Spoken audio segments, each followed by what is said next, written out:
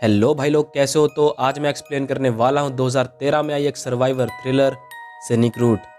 इस मूवी को डायरेक्ट किया है द गट्स ब्रदर्स ने, जो कि है केविन और माइकल। और अब हम इस मूवी की बात करें तो हमें इस मूवी में दो ऐसे आदमी दिखाए गए हैं जो कि कैलिफोर्निया में एक डिजर्ट वाले इलाके से गुजर रहे होते हैं, पर किसी कारण वो उस डिजर्ट में ही फंस जाते हैं। और इसकी एंडिंग भी एकदम अनएक्सपेक्टेड है। और इस वीडियो के एंड में हम इसकी एंडिंग के बारे में एकदम डिटेल में बात करेंगे, इसीलिए इस वीडियो को एंड तक जरूर देखना। तो अब बिना किसी देरी के जल्दी से करते हैं वीडियो स्टार्ट। तो मूवी के स्टार्टिंग में हम देखते हैं इन दोनों को, जो कि होते हैं इसी डिजर्ट वाली रोड के पास, और ये एक दूसरे को बहुत ही बुरी तरह मार रहे होते हैं। और ये ऐसा क्यों कर रहे हैं, इसके लिए हमें टाइम में थोड़ा पीछे जाना होगा। फिर हम देखते हैं इन दोनों को, जो कि अभी होते हैं अपने ट्रक पर। इसका नाम है कार्टर और ये है मिचेल। और ये अभी किसी रूट से वापस आ रहे थे। फिर थोड़ी देर बाद कार्टर इस ट्रक को उस सड़क के साइड में रोक देता है, क्योंकि इस ट्रक में कुछ खराबी आ चुकी थी। कार्टर इस ट्रक का इंजन चेक करता है और देखता है कि ये तो कुछ ज्यादा ही खराब हो चुका है और अब ये ट्रक चलने की हालत में बिल्कुल नहीं है। फिर मिचेल ट्रक से बाहर आता है और हम देखते हैं कि इसका एक पैर ठीक नहीं है। इसको चलने के लिए इन स्टिक का सहारा लेना पड़ता है। उन दोनों को कुछ भी समझ नहीं आ रहा था कि इस ट्रक को आखिर हुआ क्या है, और इस जगह पर उनके फोन्स में भी कोई सिग्नल नहीं आ रहे थे। मिचेल कार्टर से पूछता है कि हम अभी कौन सी जगह पर हैं। फिर कार्टर उसे कहता है कि हम तो सैनिक रूट जा रहे थे, और मिचेल के हिसाब से सैनिक रूट ऐसा बिल्कुल भी नहीं होना चाहिए। अब यहाँ पर गर्मी भी कुछ ज्यादा ही थी, और क्योंकि वो एक रोड में थे इसीलिए यहाँ पर कोई ना कोई तो आ ही जाएगा। और अब ये दोनों वेट करते हैं कि कोई कार यहाँ आएगी और ये दोनों उनसे मदद मांगेंगे। अब मिचेल थोड़ा आगे बढ़ने लगता है ताकि उसके फोन में थोड़े बहुत सिग्नल आ जाएं और वो किसी को फोन कर सके, पर कार्टर उसको यहीं रुकने के लिए कहता है। पर मिचेल नहीं रुकता और कार्टर को भी उसके साथ जाना ही पड़ता है। और अब ये चलते चलते अपनी पर्सनल लाइफ के बारे में बातें करने लगते हैं। अब मिचेल इस छोटे से हिल के ऊपर चढ़ता है, पर यहाँ भी उसे कोई सिग्नल नहीं मिल रहा था। अब यहाँ कार्टर मिचेल से कहता है कि हम दोनों का टेस्ट एकदम डिफरेंट है। और यहाँ कार्टर बात करता है मिचेल की वाइफ जोएन के बारे में। और मैं आपको बता दूं कि मिचेल का कोल नाम का एक बेटा भी है। कार्टर मिचेल को कहता है कि जोएन को तुम्हारा म्यूजिक बिल्कुल भी पसंद नहीं है। और अब हमें पता चलता है कि मिचेल एक म्यूजिशियन भी है। मिचेल इसके बारे में कार्टर को सब कुछ क्लियर कर देता है। वो कहता है कि ऐसा कुछ भी नहीं है। और तभी उनकी तरफ वहाँ एक कार आती है और मिचेल उस कार को देख लेता है और वो उस कार की तरफ जाने लगता है। पर क्योंकि वो ठीक से चल नहीं सकता था इसीलिए वो यहाँ से गिर जाता है। पर किसी तरह वो उस सड़क तक पहुंच जाता है और उस गाड़ी को रोक लेता है। इस कार को ड्राइव कर रहा होता है एक बूढ़ा आदमी, और मिचेल इसको सब कुछ बता देता है। और ये आदमी इनके ट्रक को तो ठीक नहीं कर सकता, पर वो इन्हें लिफ्ट तो दे ही सकता है। और इतना सुन के मिचेल खुश हो जाता है। और तभी कार्टर वहाँ आता है और उस आदमी को कहता है कि हमें कोई भी मदद नहीं चाहिए। वो कहता है कि इस ट्रक को कुछ भी नहीं हुआ, ये एकदम ठीक है। कार्टर मिचेल को कहता है कि मैंने ही इसके इंजन में से एक वायर निकाल दी थी, पर इसने ऐसा किया ही क्यों। और अब कार्टर इस आदमी को यहाँ से जाने के लिए कहता है, और जो वायर उसने निकाली थी वो उस वायर को दिखा देता है मिचेल को। अब मिचेल चेक करता है कि ये ट्रक स्टार्ट भी हो रहा है या नहीं, और तब तक वो उस आदमी को जाने नहीं देता। अब वो ट्रक स्टार्ट हो चुका था और अब मिचेल उस आदमी को थैंक्स कहकर वहां से जाने के लिए कहता है। अब मिचेल को कुछ भी समझ नहीं आ रहा था कि कार्टर ने ये सब क्यों किया। फिर कार्टर मिचेल को बताता है कि उसने ये सब इसलिए किया ताकि वो थोड़ी देर तक उससे बात कर सके। अब जैसा रिएक्शन हम सबका है वैसा ही सेम होता है मिचेल का भी। और अब ये दोनों आपस में बहुत बहस करने लगते हैं, और अब इनके बीच क्या हो रहा है ये मैं आपको एकदम क्लियर कट तरीके से बता देता हूँ। अब बेसिकली कार्टर मिचेल को यहाँ कहता है कि उसने अपने म्यूजिक और अपनी फैमिली को छोड़ दिया सिर्फ अपनी वाइफ के लिए, और कार्टर इस सब के बिल्कुल खिलाफ है। कार्टर उसे कहता है कि तुमने बहुत सी गलतियां की है, और वो उसकी गलतियां उसे गिनाने लगता है। अब मिचेल के पास वो सब कुछ है जो कि फिलहाल अभी कार्टर के पास नहीं है, जैसे कि घर और फैमिली। इसीलिए वो मिचेल से हेट करने लगता है। अब मिचेल कार्टर से कहता है कि तुम मेरे और मेरी फैमिली के खिलाफ ऐसा नहीं कह सकते। अब किसी तरह ये दोनों बहस करते हुए उस ट्रक को स्टार्ट करते हैं यहाँ से निकलने के लिए, और अब ये ट्रक स्टार्ट होने का नाम ही नहीं ले रहा था। मतलब इस बार ये ट्रक सचमुच खराब हो चुका है, और ये देखकर मिचेल पागल हो जाता है और कार्टर को गुस्से में कहता है कि ये सब तुम्हारी वजह से हो रहा है, जो कि एकदम ठीक भी है। अगर कार्टर ऐसा डम फैसला नहीं लेता तो वो अभी इस जगह पर बिना फूड और पानी के नहीं भटक रहे होते। कार्टर इस ट्रक को स्टार्ट करने की बहुत कोशिश करता है, पर ठीक होने की बजाय ये ट्रक कुछ ज्यादा ही खराब हो जाता है, और हम देखते हैं कि इसके इंजन में से धुआं निकलने लगता है। और ये सब देखकर मिचेल पूरी तरह बौखला जाता है। अब मिचेल बार बार अपने फोन को चेक करता है कि शायद उसके फोन में कोई सिग्नल आ जाए, पर वहाँ किसी भी तरह का नेटवर्क आ ही नहीं रहा था। और ऐसा करते करते वहाँ रात हो जाती है। अब जितना यहाँ दिन में गर्म होता है उससे कहीं ज्यादा यहाँ रात को ठंड होती है, इसीलिए वो रात को इस ट्रक के अंदर ही रहते हैं, और इनके पास पीने लायक जितना भी लिक्विड बचा था ये उसे पी लेते हैं। कार्टर मिचेल को कहता है कि सुबह होते ही वो यहाँ से टाउन की तरफ मदद के लिए निकलेंगे, पर 60 मील्स यहाँ से कुछ ज्यादा ही दूर है। पर अगर यहाँ कोई कार आती हुई इन्हें दिख जाए तभी ये बच पाएंगे। इधर मिचेल भी कार्टर को बता देता है कि मैंने जोएन को चीट किया है, और ये सुनकर कार्टर हैरान हो जाता है। मिचेल उसे एक लड़की के बारे में बताता है और उसका नाम होता है एनी, और हम देखते हैं कि कैसे मिचेल उस लड़की से मिलता है और कैसे उनकी बातें आगे बढ़ने लगती है। और जो कुछ भी उसने एनी के साथ किया वो वैसा कभी जोएन के साथ नहीं कर पाया। और अब वो कार्टर से कहता है कि उसे हमेशा से ये एक मोहक चाहिए था, और मोहक से उसका मतलब है एक हेयर कट। पर मिचेल के ऊपर अब काफी रिस्पॉन्सिबिलिटीज है, इसीलिए वो ऐसा हेयर कट नहीं रख सकता। पर कार्टर के पास कुछ मल्टी टूल्स होते हैं और उसमें होती है एक सीजर भी, और इससे वो मिचेल को मोहक हेयर कट करवाने के लिए कहता है। पर मिचेल उसे ऐसा करने के लिए मना कर देता है। पर कार्टर उसे किसी तरह मनाकर उसका मोहक हेयर कट करने लगता है, और ये हेयर कट मिचेल को थोड़ा बहुत ठीक भी लग रहा था। और अब इन दोनों को काफी प्यास लग रही थी, इसीलिए ये दोनों उस ट्रक के वाशर फ्लूइड को ही पीने लगते हैं। पर कार्टर इसको नहीं पी पाता, और थोड़ी देर बाद उस वाशर फ्लूइड के कारण मिचेल की हालत कुछ खराब होने लगती है। हम देखते हैं कि वहाँ सुबह हो जाती है, और अब उनके पास एक बूढ़ी औरत की कार आती है। कार्टर इस कार को देख लेता है और खुश होकर उसकी तरफ मदद मांगने जाता है। और जैसे ही मिचेल उस बूढ़ी औरत के पास जाता है, वो औरत उसका अजीब सा हेयर कट देख लेती है, और उससे डर कर वो वहाँ से चली जाती है। और अब फिर से ये दोनों झगड़ने लगते हैं। कार्टर मिचेल को कहता है कि अगर तुम बाहर ना आते तो वो डर कर नहीं भागती। और अब कार्टर फिर से उसकी फैमिली के बारे में बुरा भला बोलने लगता है।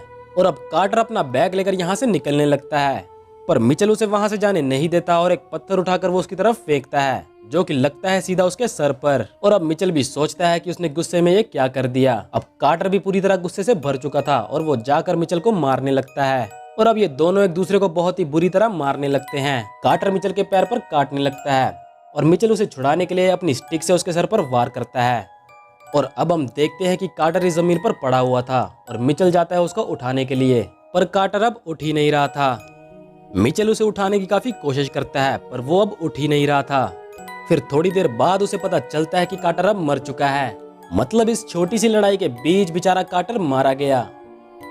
अब मिचेल उससे बातें करने लगता है, इस होप में कि शायद वो जाग जाए। वो सोचता है कि कार्टर अभी भी जिंदा है। मिचेल उसे उठाने की काफी कोशिश करता है, पर अब फाइनली उसे रियलाइज हो चुका था कि वो मर चुका है। और फिर वो कार्टर को जमीन में दफनाने के लिए वहां पर एक गड्ढा खोदने लगता है। और जैसे ही वो कार्टर को उस गड्ढे के पास लेकर जाता है, कार्टर की आंख खुल जाती है, और ये देखकर मिचेल बहुत खुश हो जाता है। पर जैसे ही कार्टर खड़ा उठता है, तब वो देखता है उसी गड्ढे को, और वो सोचता है कि मिचेल उसे जिंदा दफनाने जा रहा था। अब मिचेल कार्टर को समझाने की कोशिश करता है कि उसका ऐसा कोई इरादा नहीं था। मिचेल ने जब कार्टर की पल्स चेक की, तब वो उसे फील ही नहीं हो रही थी, और उसे लगा कि वो मर चुका है। पर कार्टर उसकी कुछ भी बातें नहीं मान रहा था। एक बार फिर वहाँ रात हो जाती है, और मिचेल होता है इसी ट्रक के अंदर, पर यहाँ भी उसे बहुत ठंड लग रही थी, इसलिए वो बाहर पड़े उस गड्ढे के पास जाता है और वहाँ पड़ी उस मिट्टी से खुद को ढक लेता है ताकि वो ठंड से बच सके। और तभी वहाँ आ जाता है कार्टर, और वो उसके गले के ऊपर रख देता है उसी सीजर को, और उसे मारने की वो धमकी देता है। पर कार्टर मिचेल को नहीं मारता, और उससे पूछता है कि तुम इस गड्ढे में क्या कर रहे हो। मिचेल उसे कहता है कि वो यहाँ ठंड की वजह से है, और अब कार्टर भी उसके साथ इधर ही सो जाता है। फिर अगले दिन सुबह होती है, और हम देखते हैं कि उनके पास एक ट्रक आ जाता है। मिचेल को उस ट्रक की आवाज तो सुनाई देती है, पर वो नींद में होता है, इसीलिए वो इस पर कुछ ज्यादा ध्यान नहीं देता। अब क्योंकि वो दोनों इस हॉल के अंदर होते हैं, इसीलिए वो ट्रक ड्राइवर भी उनको नहीं देख पाता, और वो वहाँ से निकल जाता है।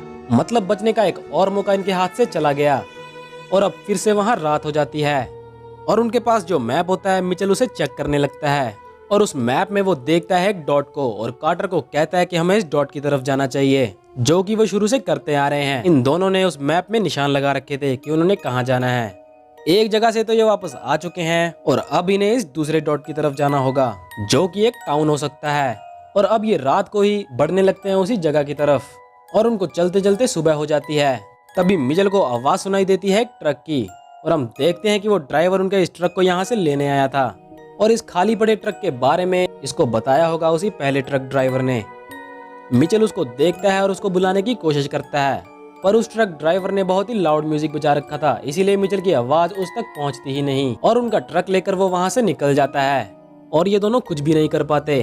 खैर अब वो फिर से आगे बढ़ने लगते हैं, और फिर से इधर रात हो जाती है, और ये दोनों इधर ही रुक जाते हैं। हम देखते हैं कि मिचेल को कुछ आवाजें सुनाई देती है, और वो आवाज होती है इस भेड़िए की। वो थोड़ा आगे जाता है, और यहाँ ये देखता है इस भेड़िए को, जो कि किसी मरे हुए जानवर का मीट खा रहा था, और ये दोनों इतने दिन से भूखे थे कि मिचेल खुद ही उस मीट को खाने लगता है।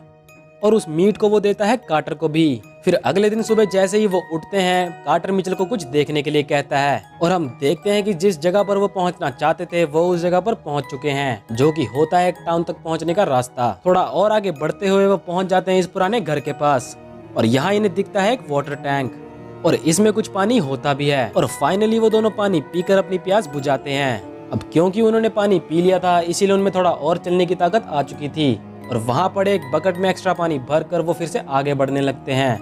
और तभी मिचेल का फोन रिंग करने लगता है और जैसे ही वो इस कॉल को आंसर करता है वो दोनों बहुत खुश हो जाते हैं। और अगले सीन में हम देखते हैं कि उनकी तरफ एक एम्बुलेंस आ जाती है और अब ये होते हैं इस हॉस्पिटल में और यहाँ आ जाती है मिचेल की वाइफ जोएन।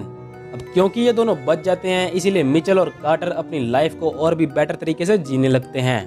खैर इधर हम देखते हैं मिचेल को, जो कि होता है अपने बेटे कोल के साथ और मिचेल जा रहा होता है अपनी वाइफ जोएन के पेरेंट्स के घर पर और कार्टर इनके ही एक गेस्ट हाउस में रुकता है। मिचेल जोएन के पेरेंट्स के घर पर पहुंच जाता है पर अभी इसे कुछ भी ठीक नहीं लग रहा था और वो फोन करता है कार्टर को। वो कार्टर से बात करता है और उसे कहता है कि इस सब पर बिलीव करना बहुत मुश्किल है, मतलब जो भी उन लोगों के साथ अभी हो रहा है। वो कार्टर से ये कहता है कि शायद हम उस डिजर्ट से कभी बाहर निकले ही नहीं और जो कुछ भी अभी हमारे साथ ये सब हो रहा है ये सब हमारी इमेजिनेशन है। वो कार्टर से ये भी कहता है कि हम कुछ ज्यादा ही आसानी से ही बच गए, जो कि मुझे भी लग ही रहा था। और उससे बात करते करते कार्टर की आवाज बंद हो जाती है और इधर हम देखते हैं कि मिचेल अपनी फैमिली से दूर इस जगह पर बैठा हुआ था। तभी कोल उसके पास आता है और वो उस डाइनिंग टेबल पर उनके साथ बैठ जाता है। इधर मिचेल इस फोन को फेंक देता है और एक बार फिर ये रिंग करने लगता है। वो उस फोन को उठाता है और वो देखता है कि इसमें तो कुछ दिख ही नहीं रहा। फिर इसके बाद हमें वो डिजर्ट वाला सीन दिखाया जाता है और यहाँ हम देखते हैं मिचेल और कार्टर को, जो कि अभी तक मर चुके थे। जी हाँ दोस्तों, यही था इस मूवी का एक फाइनल ट्विस्ट। और इधर हम देखते हैं कि मिचेल रोने लगता है और यहाँ ये मूवी हो जाती है एंड। और अब आप सोच रहे होंगे कि इन दोनों के साथ एंड में आखिर हुआ क्या है, क्या ये दोनों जिंदा है या मर चुके हैं। और अब मैं आपको इसकी एंडिंग को लेकर एकदम क्लियर कर देता हूँ। जैसा कि हमने देखा था कि वो इस पुराने घर तक पहुंच जाते हैं और यहाँ से पानी पीकर वो दोनों आगे बढ़ने लगते हैं और तभी मिचेल का फोन रिंग करने लगता है और उसके बाद उन्हें एक एम्बुलेंस लेने वहां पर पहुंच जाती है। पर एंड में हमें पता चलता है कि ऐसा कुछ हुआ ही नहीं था। उनके साथ एग्जैक्टली ऐसा हुआ कि जैसे ही वो उस आखिरी रात को उस टाउन वाले रास्ते के करीब पहुंच जाते हैं उन्हें वो टाउन दिखता ही नहीं, क्योंकि पानी की कमी के कारण वो उस पुराने घर तक पहुंचने से पहले ही मर जाते हैं। पर अगर वो थोड़ी देर तक और जिंदा रह पाते तो उन्हें यह घर दिख जाता और वो दोनों बच जाते, पर ऐसा नहीं होता। इसके बाद हमें जो कुछ भी दिखा, जैसा कि मिचेल ने कहा था, ये सब उनकी इमेजिनेशन ही थी। मतलब ना ही उन्हें कोई फोन कॉल आता है और ना ही उन्हें लेने कोई एम्बुलेंस आती है। और जब एंड में मिचेल का फोन रिंग करने लगता है तब उसमें कुछ भी दिखाई नहीं दे रहा था और ये इसलिए हो रहा था क्योंकि उसका फोन उस डिजर्ट में ही डेड हो चुका था और वो उस डिजर्ट में कम से कम 4 दिन तक फंसे रहे और ऐसे इलाके में उसके फोन की बैटरी भी डेड हो जानी चाहिए, जो कि हुआ भी। और अब जब फाइनली उसे पता चल चुका था कि वो दोनों मर चुके हैं और तब वो रोने लगता है और यहाँ ये मूवी भी एंड हो जाती है। पर कुछ थ्योरीज ऐसी भी हैं कि ये दोनों अभी भी जिंदा हैं, पर प्रोबेबली ये दोनों मर ही जाते हैं। आई होप आपको इसकी एंडिंग के बारे में सब कुछ क्लियर हो चुका होगा। तो ये था मेरा इस अमेजिंग मूवी को लेकर एक एक्सप्लेनेशन वीडियो, और अगर मुझसे कोई डिटेल मिस हुई हो या फिर मैंने कुछ गलत एक्सप्लेन किया हो तो आप मुझे क्लियरली बता सकते हो। Goodbye. ठीक है भाई, मैं चलता हूँ। Okay bye.